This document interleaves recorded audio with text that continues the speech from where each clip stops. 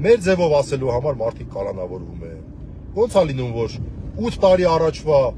մեղմ ասած խիստ կասկածելի պատմության համար արքեպիսկոպոսը կալանավորվում։ Ոնց է լինում, որ 3-4 տարի առաջվա առաջ ասած կարծիքի համար Միքայել Սրբազանն է կալանավորվում։ Որը ասեմ, որը թողնեմ։ Ընտրական գործընթացի ժամանակ մարդիկ գալիս են ինչ որ մեկի տան դիմաց ինչ որ աղմուկ են անում, դուրս են գալի, հետները խոսում են, ոչ մի խուլիգանական, ոչ մի բան չի երևում, տեսագրությունը կա։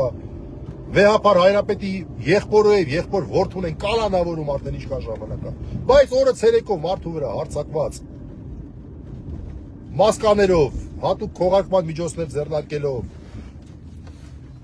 համարները փոխելով եւ այլն, այդ մարդկանց չեն կալանավորում դատարանները։ Այդ ո՞նց եղավ, խնդրում եմ բացատրեք։ Այդ դրա ձևը ո՞նց է։ Մենք կարող ենք վստահ լինել, որ այդ մարդիկ նույն բանը չեն փորձելու անել։ Էլ մնացածները չեմ ասում,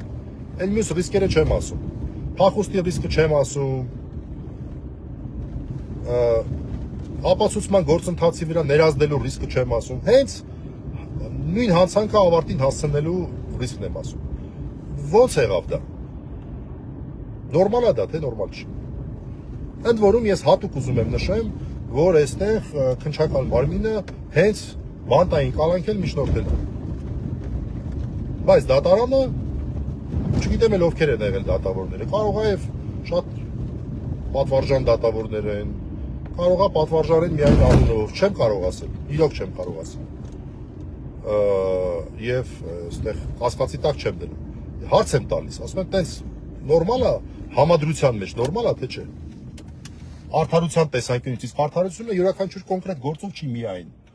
միայն յուրաքանչյուր կոնկրետ գործով չի։ Համակարգի մեջ է արդարություն կա, թե արդարություն չկա։